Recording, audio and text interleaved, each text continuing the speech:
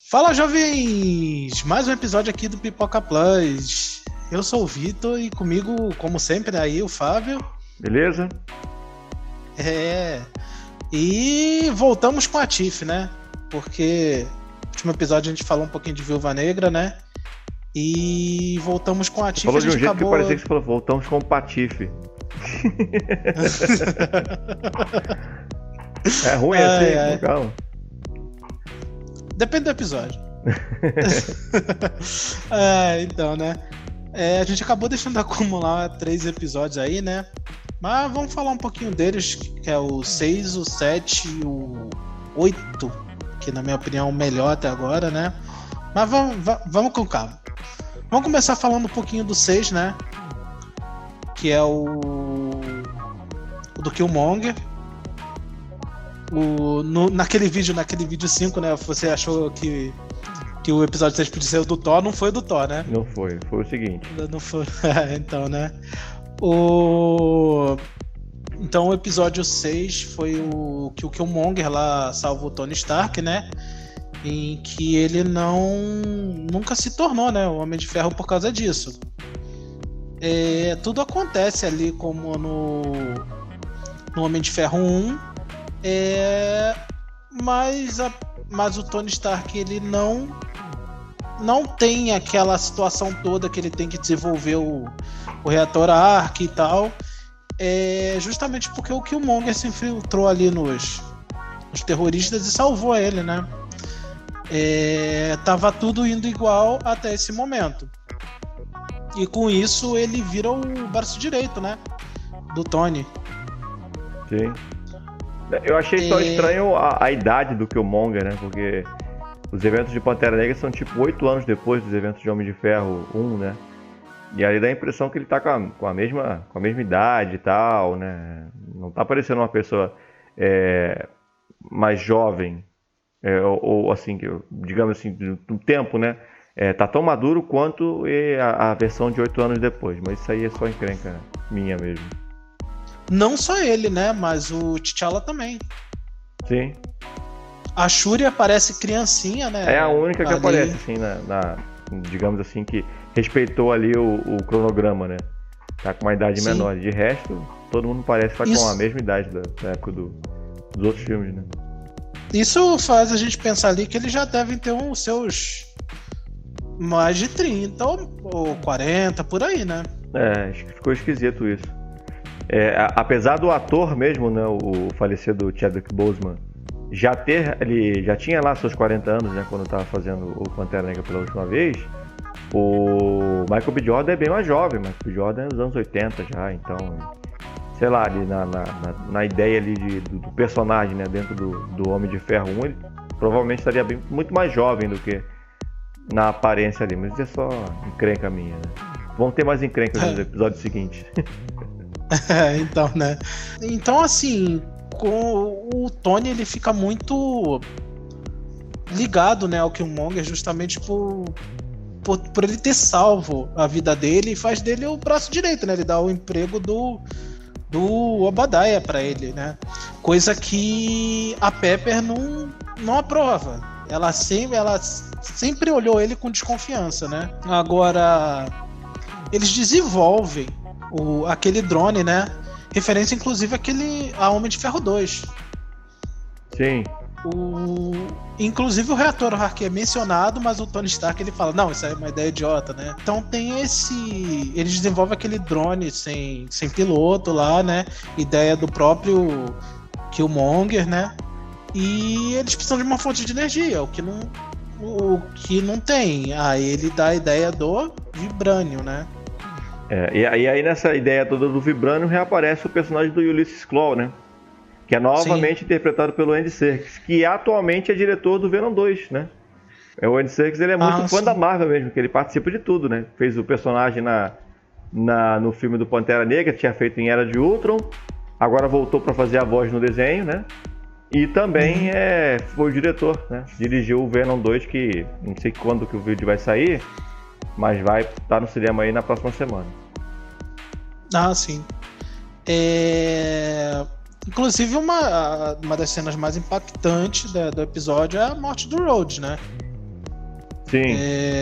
Ninguém esperava, inclusive morre ele, e ali mesmo a gente já vê a traição do Killmonger, né? E ele consegue matar o próprio Tudo T'Challa. arquitetado, né? Foi curiosa essa.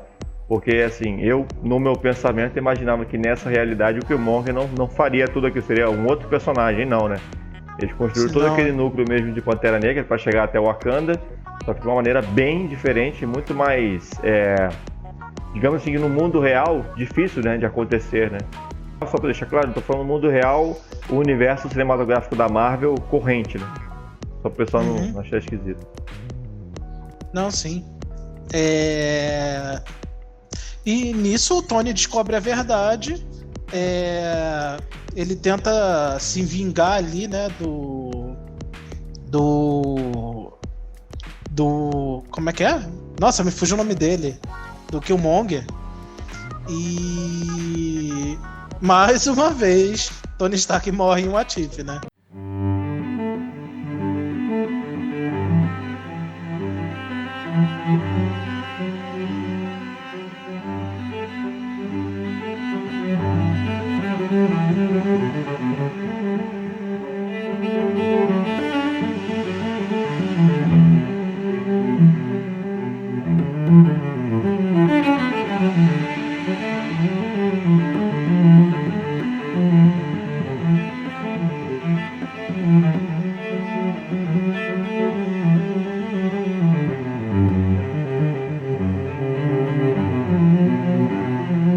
Cara, aliás, eu tenho que falar, porque a gente tava de saco cheio já quando ele morreu da última vez, né? Ele morre nesse e ele vai morrer no outro depois também. Eu falei, não tô entendendo, o que tá acontecendo? Ele tá morrendo, tipo, vários episódios de What If, né? Então, né? Não, e os próprios fãs estão meio assim com isso, porque, tipo, eles direto estão matando Toda hora matam o Tony Stark nesse filme, pô. Nesse What If. No próprio vídeo lá no episódio que a gente falou do episódio 5, você tava meio assim, não. Quando ele não for o Homem de Ferro, aí mesmo que vão matar ele fácil, né? Deu outra, né? Foi a terceira vítima, né? Depois do Rhodes e do T'Challa, né? Foi o Tony Stark, né? Que já sabia, né? Ele tinha, inclusive não estava nos planos do Killmonger matar ele, mas como ele tinha provas de que ele que tinha matado o Rhodes e o T'Challa, né? Naquela invasão lá pelo Vibranium, ele já tinha as imagens ali, e isso foi a pá de cal, né? Pra mais uma morte do Tony Stark. A terceira de 4, né? Em 8 episódios de What If. Pois é. E nisso, né? O Killmonger, que tem ali a confiança do exército americano, dá a entender que foi o Wakanda que matou o Tony, né? Sim. E com isso inicia-se aquela guerra, e do próprio drone do Killmonger, ele é desenvolvido em massa, que tudo faz parte dele arquitetar as coisas ali para poder se infiltrar em Wakanda como um herói, né? Ser o rei de Wakanda e fazer o mundo padecer a Wakanda, né? De ficar de joelhos ao Wakanda, que era a ideia do personagem no filme original, né? Como se isso fosse um pedido de desculpas do universo, né? Contra o racismo, enfim, a escravidão, que aí é um tema bem delicado que eles souberam dosar bem no filme, né? Mas no filme do Pantera Negra, né? Mas aqui eu não sei se foi tão bem colocado, né? Talvez uma pessoa que não assistiu o filme do Pantera Negra não entendeu bem ali o discurso do Killmonger no What If. Mas a esse ponto, né, acho difícil que alguém não tenha visto, né, o filme do Pantera Negra pra ver esse episódio, né? Com certeza ele já assistiu, né? Com certeza. Mas ainda mais Pantera Negra, né? Sim. Uma coisa interessante, né, que eu achei legal no episódio foi o destaque da Rainha Ramonda, né, ali como uma Dora Milaje, que nunca foi mencionado isso antes. Sim. A não ser que eu não sei, pode ter passado despercebido. Não foi não. No filme, então. Ela tinha ali a posição de general, né? Que no filme do Pantera Negra da Okoye. É bom lembrar, né? Vamos fazer de novo o contexto de tempo, né? Aquilo ali é 8 anos antes do que seria o filme do Pantera Negra nas condições normais de crime e pressão. Então, é muita coisa que não era do jeito no filme, era ali, né? Por exemplo, o rei, que era o T'Chaka, né? O pai do T'Challa, enfim, tudo aquilo ali. E é legal a parte depois, né? Que o Monger vai ao mundo ancestral e discute com o T'Challa, né? Sim. O espírito do T'Challa, né? Foi bacana também essa cena. Ah, valeu a pena. Então, né? Não sei se ele vai reaparecer, o Pantera Negra do Killmonger, mas quem sabe, né? Vamos Acho ver. Que não. Assim, eu tô só supondo, porque a gente não viu. O nono episódio sai na próxima quarta-feira, né? Vamos deixar aqui claro, né? Fazer o contexto, né? Contextualizar. A gente tá gravando isso na sexta-feira, dia 1º de outubro. O 8º episódio foi, né, colocado na última quarta. Na próxima quarta, o último, né? O 9º episódio derradeiro, né? Do Arif. De tudo que a gente já viu de material promocional, eu acho que vai haver um encontro de vários personagens desses, né, universos no 9º episódio. E nessa imagem do suposto 9º episódio, não apareceu o Killmonger, não. Então, né? Até porque ele seria um herói, né? Seria, assim... A gente não sabe, né, como é que ele vai... Como ele vai reagir daqui pra frente, sim, né? Sim. Inclusive, o final acaba aí com um cliffhanger, né? Como sempre. Da Shuri e da Pepe ali, tipo, as únicas que nunca confiaram no Killmonger e sabiam que eles estavam mentindo. Sim, ele tava mentindo, né? E o Vigia, ele faz uma frase que é interessante, né? Que o herói vai aparecer sem nem mesmo ter virado herói, que é o caso do Tony Stark, que no final das contas foi quem gravou, né? Foi quem teve as imagens do Killmonger sendo o assassino da parada, né? Então, sim, mesmo sem estar ali como Homem de Ferro, aliás, sem estar vivo, né? Porque ele morreu no processo, o Tony Stark acabou sendo o salvador ali, porque ele que foi a testemunha de que o Killmonger não prestava, né? Deixou tudo salvo lá nos arquivos, né? Sim. Assim, no geral, pra mim foi o episódio que eu menos gostei. Eu ainda acho o primeiro... Me desculpa, eu sei que o seu primeiro é o favorito, né? Mas não é o favorito, mas eu gostei. Porque o primeiro é o que... Eu vou repetir aqui o motivo de eu achar, né? Porque o primeiro, ele tá muito igual ao filme original. Você só mudou o personagem por outro, sabe? Isso me deixou um pouco chateado, porque de todos os outros, por mais que um ou outro não seja tão bom, no sentido geral... Eles mudam bastante a história, né? Eu acho que o conceito do Arif é esse, né? Ele mexer em tudo e tal. Eu ainda acho que o primeiro episódio foi o que menos mexeu, né? Nas coisas, apesar de ter feito ali a alteração de um personagem pro outro. Sim. Mas, assim... Eu realmente achei esse 6, assim, bem fraco. Não, eu acho que depois desse eu acho que é o mais fraco também. Então, né? Por mais que o pessoal fale que do episódio 7, que é o que a gente vai falar em seguida, eu ainda achei o 6 mais fraco. Eu gostei do 7. Então, já aproveitando, né? Vamos começar a falar do episódio 7, que foi o episódio focado totalmente pra comédia. Aleluia. Aleluia. Pô, eu tô aqui há 200 anos falando que o próximo episódio é o do Thor. Só foi aparecer agora no 7, pô. Zoado. Então, né? Totalmente em ritmo de festa. Não, porque foi um episódio de comédia. Você esperava que o episódio fosse isso que foi? Eu tava achando que fosse uma parada bem séria. Apesar nas imagens promocionais que eu vi, tinha o Thor ali good vibes e tal, né? Eu não esperava que fosse algo tão... Então, é mais do mesmo, né? Apesar de ser engraçado, com todo respeito ao Thor do MCU, mas não é muito diferente do Thor do MCU, bobão e tal, né? E até em algumas coisas ele até repete o processo, né? Que ele se apaixona pela Jane, né? A única diferença que eles dão a entender que foi o motivador daquilo tudo foi não ter a presença do Loki como irmão dele, né? Sim, então, inclusive que deixou o Thor... A toada do negócio, né? Eu acho que deixou o Thor ainda mais arrogante no teu Loki ali, né? Sim, no final das contas, é verdade. O Loki cresceu com os gigantes de gelo e não teve a mesma... Enfim, a gente vai falando, não teve a mesma empáfia que ele tinha como quando cresceu como Asgardiano.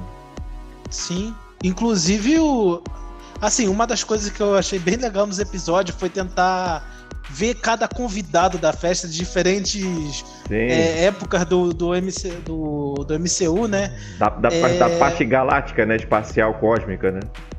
Sim, coisa assim que teoricamente o Thor só foi conhecer bem depois, como por exemplo os Skrulls.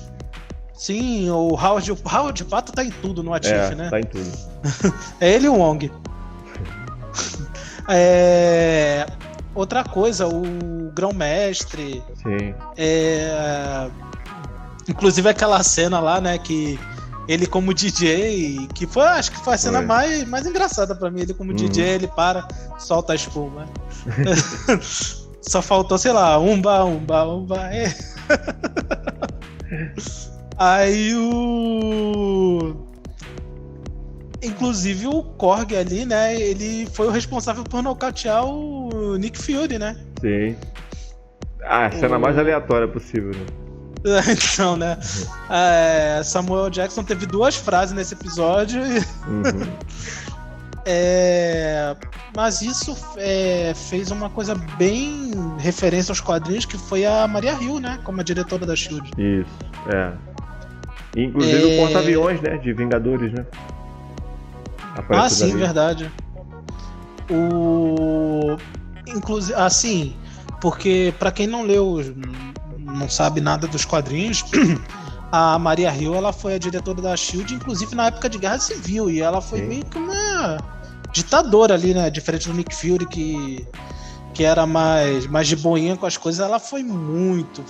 Ela e o Tony Stark macomunada ali na época de Guerra Civil foi muito complicado. Mas assim, é curioso, né, em alguns aspectos, porque eu me lembro bem, a personagem da Jane, da Natalie Portman, que inclusive entrega, né, a voz, tanto ela quanto a Darcy, né, que é a Kat Dennings também faz a voz da Darcy, que são as 2 personagens, as amigas do núcleo do Thor. Assim, pelo menos dos primeiros Thor, né, porque o terceiro Thor ignorou as 2, apesar de que elas devem voltar no próximo filme do Thor. A Kat Dennings já voltou agora em WandaVision, né? Como a Sim, Darcy. Verdade. A Natalie Portman estava no elenco de Os Vingadores de 2012. Ela ia ser um personagem importante e ela participaria de várias dessas cenas, inclusive essas cenas científicas, né? No porta-aviões da SHIELD e tudo mais. E o Thor teria que se preocupar em dobro, né? Porque o avião foi atacado, então a Jane seria ainda o que uniria os Vingadores com o Thor, porque foi da maneira mais boba que eles resolveram isso, né? Uma simples discussão, onde o Thor começou a conversar com eles e viraram amigos. Mas originalmente nos scripts de Vingadores, a Jane Foster que seria o que iria reunir SHIELD, né, Vingadores, com o Thor. E não da maneira que foi no filme original. Isso tudo só não aconteceu porque a Natalie Portman engravidou na época, né? Então ela teve que se ausentar dos trabalhos, ela não pôde fazer filme nenhum na época, naquela oportunidade, justamente por conta da gravidez. Então, por isso tiraram a personagem da Jane Foster do filme original, né, dos Vingadores. Na época, né, até ela aparece assim, não ela em forma física, aparece uma foto dela, né? Pergunta se o Thor conhecia ela e tal, e ela falou que conhecia, ele falou que conhecia, e a partir dali eles até começam a ficar mais amigos. Mas a Jane Foster, como Natalie Portman, com a Natalie Portman, né, representando a personagem, era presença garantida no script e também no elenco dos Vingadores, do filme dos Vingadores de 2012. Não aconteceu por conta da gravidez. Acabaram compensando, né? Porque várias cenas dela no What If, ela dentro do porta-aviões, onde boa parte do filme dos Vingadores de 2012 se passa, né? Então foi meio que conseguiu compensar, né, a ausência dela naquele filme com essas cenas aí, mesmo que animadas, né? Mas com as cenas da personagem ali dentro do porta-aviões. Inclusive do núcleo do Thor, no filme de 2012, teve só o Dr. Selvig, né? Sim. E acabou até fazendo boa parte, né? Cumprindo boa parte do que seria o que a Jane faria, né? Ao longo daquele filme. Apesar de que ele também estava, né, desde o início no projeto. Sim.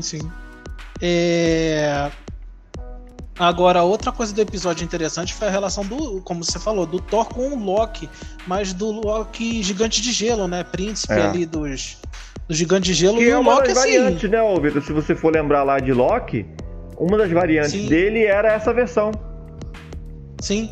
Né? Então, que deixa bem claro que provavelmente aquela versão do Arif, ela de fato também era procurada, né, uma figura procurada pela TVA, né? Sim. Mas assim, a gente não sabe se o Arif surge depois do que a Sylvie fez ali, né? Então Fica meio ambíguo, inclusive na série do Loki, né? Que aquelas versões do Loki foram versões procuradas e caçadas, né, pela TVA, né? Sim. E a Sylvie era a única que eles não estavam conseguindo conter. Sim.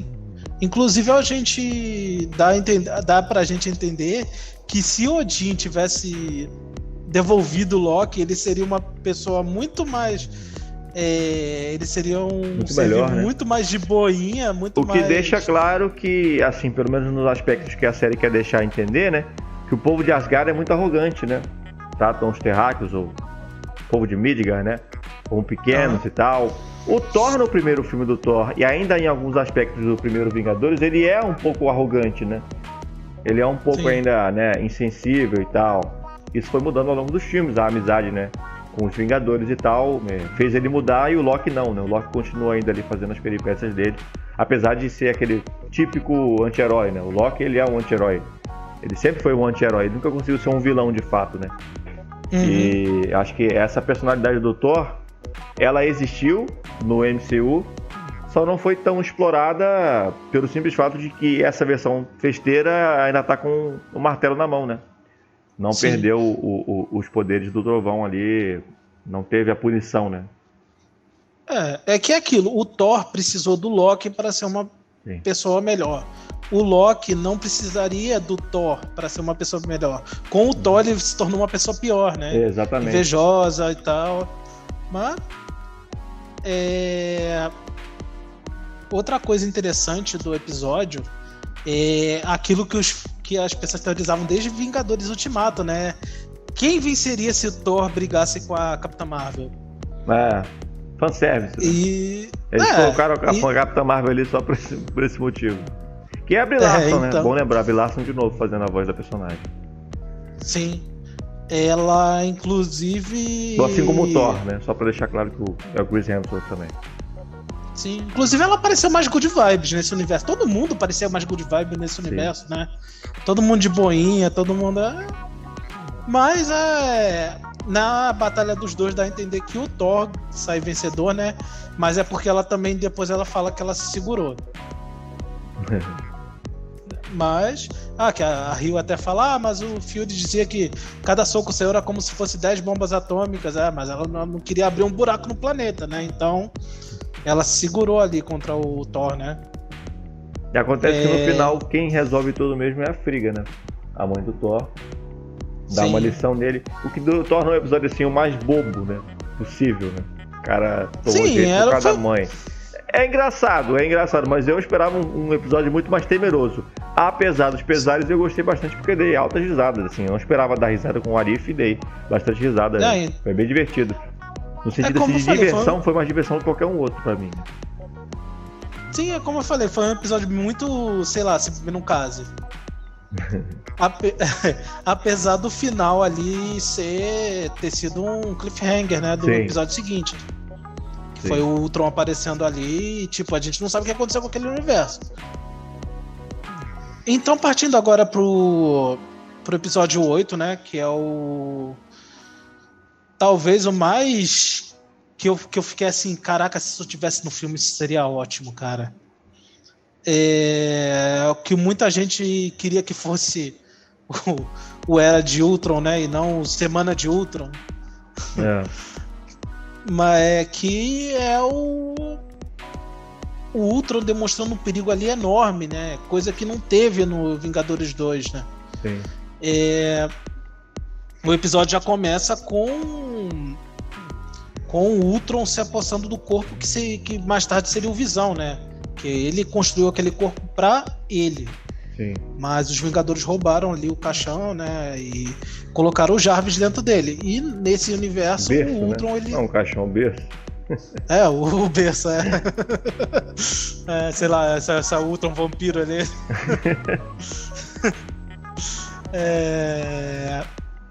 Ele consegue, né, realizar o sonho dele, né, de ter um corpo orgânico ali, que é o do Visão. E isso faz dele um ser muito acima do que eu esperava. Tipo, mesmo se eu não esperava que se ele tivesse tomado o corpo do Visão, que ele seria tão poderoso assim, né? Sim. O que eu entendi é que essa inteligência, ela surge exatamente oriunda do poder que tem a Joia da Mente, né? A Joia da Mente, segundo tudo que já foi lido do universo Marvel, é como se fosse um ser... Aliás, todas as joias, né? Cada joia é um ser onipresente e tal. É como se fosse realmente... tivesse um caráter, né? Tivesse uma forma, uma persona. Eu acho que eles adaptaram isso. Eles colocaram a joia, sendo toda a inteligência e a capacidade física que o Ultron poderia ter, com a voz do Jarvis, né? Porque era a IA na qual o Ultron estava se condensando ali no filme do Era de Ultron. E usou, inclusive, né? Dessa para fazer o Visão, para formar o Visão. E depois, né? Com a chegada do Thanos ali... é o Arif, né? Então tudo aparece diferente. O Thanos já teria coletado, né? 5 das joias. Aparece ali, literalmente cortado no meio, né? Pelo Visão, sem ter muito tempo de reação ali. E vai lá o Ultron, o Visão, enfim, como você quiser, vai lá e toma as joias e se torna ali um ser extremamente poderoso, né? Capaz de destruir vários planetas e tal. E depois chegar ao ponto, né, de tirar o Visão da assistência. O Visão tava ali só assistindo e tal. Visão não, o Vigia. Perdão, o Vigia. Tirar o Vigia da assistência, né, que o Vigia tava ali só assistindo e tal. E no final das contas acabou ele virando partícipe, né, do evento. O que a gente não esperava ver aconteceu, né? Então, quanto a isso que você falou, eu achei mesmo que o Ultron tenha tomado o corpo tomado não, tenha assumido o corpo do Visão ali, tenha sido originário da Joia da Mente e tal, eu achei ele muito OP, muito overpowered, assim. Bateu na Capitã Marvel, inclusive. Nem a então Capitã Marvel conseguiu bater o cara, Visão. O Thanos aparece com 5 das 6 joias. O Visão sozinho, ele sofreu contra um filho dele da Ordem Negra. Aí vai o Ultron, olha pra ele e solta um raio e partiu o cara no meio. Não, mano, eu achei muito forçada essa parte, assim. A Marvel dizendo, ó, é bem pior do que o Thanos. Se você achou o Thanos um personagem muito... Porque na época foi, né? Em 2018, tipo, caramba, é a primeira vez que um filme dos Vingadores terminou e não terminou do jeito que tinha que terminar. Terminou com o vilão vencendo, né? Pelo menos supostamente. Então é a Marvel agora dizendo, ó, Thanos, Joias do Infinito, toda aquela história lá já passou. Nós temos agora coisas diferentes pra mostrar pra vocês, né? E é isso que eles fazem toda hora que eles matam o Homem de Ferro, é isso que eles fazem toda hora que eles matam o Thanos e por aí vai, né? Pra mostrar, ó, esqueçam esses personagens, agora está trabalhando com realidades alternativas. E foi bem esse o recado. Eu só discuti aqui, até falei pra você aqui offline, que a questão que me incomoda o tempo, foi totalmente modificado, né? O Thanos já aparece bem antes, né? Ele aparece no final de Era de Ultron, né? Que seria teoricamente o final de Era de Ultron, só que com o Ultron vencendo. Sobraram apenas 2 sobreviventes, assim, dos Vingadores, né? Que era o Gavião Arqueiro sem um braço, e nem explicam por quê, né? Ele tá com um braço robótico. E a Viúva Negra, né? Que tá trabalhando em conjunto com ele ali, na busca de uma maneira de deter, né? O Ultron, eles vão lá no laboratório do Zola, né? Ressuscitam o Zola lá, que é o Tobin Bell, né? Que faz o personagem do Zola e trazem ele de volta à vida e tal. Colocam ele dentro de um corpo de Ultron, né? Eu acho que boa parte disso ainda vai ser continuado no próximo episódio, né? E acharam uma maneira de deter. Só que o Zola não conseguiu deter ali os robôs porque o Ultron estava se comunicando com o seu exército de uma outra realidade, assim, né? Porque ele chegou lá a ter contato com o Vigia. Que até aqui o Vigia era apenas o locutor, né? Havia acontecido isso dele participar do episódio naquele do Doutor Estranho, né? Que o Doutor Estranho se comunica com ele, de tão poderoso, né? E agora aconteceu isso com o Ultron. E o Vigia, ele fica surpreso, porque diferente do contato com o Doutor Estranho, me parecia ser algo que ele premeditasse que pudesse acontecer, esse do Ultron não. Ele se surpreende, né? Ele fala que ele já tinha visto o passado, o presente e o futuro, e aquilo não havia acontecido, né? Aquilo de alguma forma aconteceu fora do raciocínio dele, E aí o Ultron vai pra briga ali, vai pro pau e acaba batendo no Vigia, rola uma briga ali, o Vigia chega até vira, consegue, rola uma armadura do Vigia ali, né? Como um super-herói, não sei se existe no quadrinhos, mas rolou ali. Ele entra na briga, acaba perdendo, some dali, né?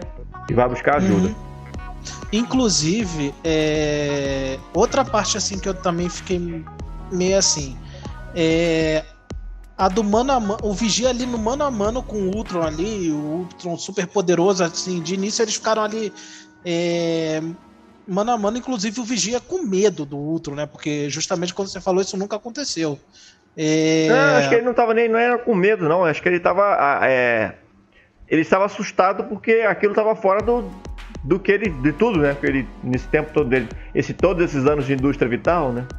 Ele nunca tinha visto isso acontecer, a primeira vez. E ele se assustou muito mais com o fato de o Ultron ter invadido a realidade dele ali, né? Onde estavam todos os fragmentos e todas as possibilidades, do que de fato o seu Ultron lutando com ele, né? Tanto é que ele encara cara a cara, em frente a frente, né? E acaba interferindo nas coisas, o que não era pra acontecer, né? Sim, isso que é também assim, apesar do Vigia ser um ser assim poderoso e tal, eles ali de início pelo menos eles lutando mano a mano, né? E o próprio Ultron com as 6 joias do infinito ali outra coisa que eu me pergunto, cara, naquela parte que mostra o Ultron destruindo vários mundos, vários e tal, ele destrói o Ego, né? Que ele é um celestial, assim, facilmente. Aí contra o Vigia, ele luta mano a mano ali. Mas se você for parar pra pensar que o Ego foi derrotado pelo Peter Quill, o que justifica o Ego? Tudo bem, não foi fácil, né? Mas ele foi derrotado pelo Peter Quill. Acho que a possibilidade de o Ultron overpower de destruir Thanos e Ego não me assusta tanto, não. Não sei, é porque o Quill ele era filho dele, né? Pode agora ser um ponto de fraqueza, né? Ele ter o. Agora. E ele tinha uma parcela do poder do Ego. Agora ele derrotar um Celestial tão facilmente, eu fiquei meio assim, né? Mas em prol do roteiro. Sim. A própria Capitã Marvel deu a entender que deu mais trabalho a ele do que o próprio Ego. E outra coisa que eu fiquei me perguntando, se ele tava com as 6 joias do infinito, por que ele teve que ir de mundo em mundo dizimando e simplesmente ele não fez igual ao Thanos? Eu realmente não sei, assim, o Thanos ele sofreu bastante pra fazer o que ele fez, né? Ele ficou com o braço tudo ruim. Não sei sim, se de repente... mas o Ultron é feito de vibrânio. É verdade. Que é o corpo do Visão ali, né? Ele não precisava ir de mundo em mundo, a não ser que ele talvez ele não quisesse... tivesse, apesar de que ele era bem inteligente, né? Eu vou falar que ali, talvez ele não tivesse conhecimento de que era capaz de usar as joias daquela maneira, né? Não, ele sabia, ele foi feito de uma das joias. É uma prerrogativa interessante que você falou. Eu não sei, também não me incomoda, não, né? Ter ido no individual é melhor até pro roteiro, né? De botar cena por cena, né? E tal. Sim. Né? Então... foi totalmente roteiro ali, né? Ou dá a entender que o Ultron gostava de fazer o que ele faz, né? Sim. Então... Agora voltando lá à parte da Natasha e do Clint, né? A gente teve a inversão da cena do Vingadores Ultimato, né? Que dessa vez foi o Clint se sacrificando, né? Coisa que você queria na época. Todo mundo queria que aliás, é bom falar, Vitor, porque eu sei que não tem nada a ver com o assunto aqui, mas hoje saiu a informação de que a Scarlett Johansson e a Disney fizeram as pazes, né? E a Disney já conta com ela para futuros projetos. Então, talvez não tenha sido de fato o fim da Viúva Negra, porque eles fizeram as pazes, né? E a Disney já disse que vai trabalhar em conjunto com a atriz para futuros projetos. Só uma deixa aqui, né, em relação a esse assunto. Sim. Apesar de que nesse episódio, mais uma vez, não é ela, né, na voz. Né? Não, é a Lake Bell de novo. Sim. Agora, voltando ao Vigia vs Ultron também, assim, pode ter parecido... Eu achei, pra mim, que aquela cena dele devorando ali o universo ali pareceu muito referência ao Galactus, cara. Foi até o capacete, né? Parecido, né? Então, a cena. Eu achei muita referência, não sei, né? Pode ser isso. Não, foi com certeza foi referência, assim. É de propósito, quando fazia assim, é de propósito. Não se iluda, então, não, é de propósito. É a mundo Marvel reparou. dizendo, ó, existe o Galactus nesse mundo, tá, gente? Pra deixar bem claro que eles já estão por dentro do que eles querem fazer, né? Então. Agora só terminando, falando um pouquinho do final do episódio, né? O Vigia ali quebrando o juramento dele de não interferir, né? Inclusive ele não interferiu na cena lá com o Clint no armazém lá da KGB, né? Mas ele interferiu dessa vez recrutando ali o Dark Doutor Estranho, né? Sim. Que só mostra pra gente que realmente aquele Doutor Estranho ainda existe. E o Vigia foi pedir ajuda justamente a ele, né? Que é outro ser poderoso que apareceu um Atif. Perfeito. E é a sequência que estava todo mundo esperando, que é a formação dos supostos guardiões do multiverso, né? Que estão trabalhando bem com essa ideia. 2 personagens do suposto guardiões do multiverso, apenas um não apareceu, que é a Gamora no lugar do Thanos, né? A Gamora com a armadura de Thanos e tal. Só vai ser apresentada nesse último episódio, até porque não tem mais pra onde correr, né? Vai ser apresentada no nono episódio. Foi a única personagem que ficou de fora, mas do que eu sei, do que já apareceu aí nos anúncios, essa vai ser a formação dos heróis do episódio final, né? O Doutor Estranho do Dark Doutor Estranho, né? O Doutor Estranho Obscuro, o T'Challa do Senhor Star-Lord, né? A Gamora Thanos, que ainda não apareceu ainda, a Capitã Carter, né? Que é justamente a Peggy na versão Capitã Britânia lá, né? Como heroína. E tem mais um. Não é o Vigia, não. O Vigia não vai. Não é o herói, não. Tem mais um. É o Thor. Talvez. O Thor? O Thor. Agora, só um pequeno adendo. É que nos quadrinhos não existe só um Vigia, tá? Existe. Inclusive nos filmes já apareceu isso, né? Sim. Na cena pós-crédito do Guardiões da Galáxia 2. Existe mais de um Vigia. Então, vamos ver como os outros Vigias vão lidar com isso dele interferir ou não, né? Porque esse Vigia nos quadrinhos ele faz tudo, mas ele interfere. Ele diz que não pode interferir, mas ele interfere. Então, vamos ver se isso vai ser explorado de repente numa segunda temporada ou no final do episódio 9. Vamos ver.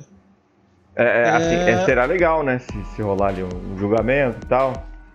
Sim, até porque ele interferiu sem querer, né? Porque ele não sabia que o outro não... Acaba sendo meio que culpa dele, né? Porque o Vigia fala, né? Acabou que o outro ouviu. Então, né? Mas pode ser que seja, por um lado, culpa dele. Mas ele não teve culpa, não foi ele que chamou o Ultron pra briga lá, né? Enfim. Sim. Mas, assim, mesmo independente do que acontecesse, ele não poderia interferir. Mas vamos ver, né? Se isso vai ser explorado no episódio 9. Pra interferir. Então, né? Chegaram até ele. Então, sobre esses 3 episódios é isso. Vamos ver, na próxima quarta-feira lança o episódio 9, né? O último. Provavelmente uma hora vai ter segunda temporada, mas...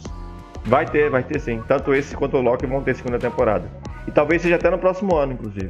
Ano que vem. Então... Então vamos ver, quando lançar o episódio 9 a gente volta aqui falando um pouquinho dele. Mas sobre esses é isso, pessoal. Curtam aí, compartilhem, comentem, o feedback sempre ajuda. Curtam nossos canais secundários, né? O Carpa Mágica e o Futebol Ilimitado. Deixa vai passar o print aí. Atualiza o print que tá crescendo de inscritos lá, o Futebol Ilimitado. Então tá. Tá colocando o print da época que tinha 90 inscritos, pô. Tô zoando. Então, né? Se puder, nos sigam lá no Twitter. E é isso, pessoal. Até o próximo vídeo. Valeu! Valeu!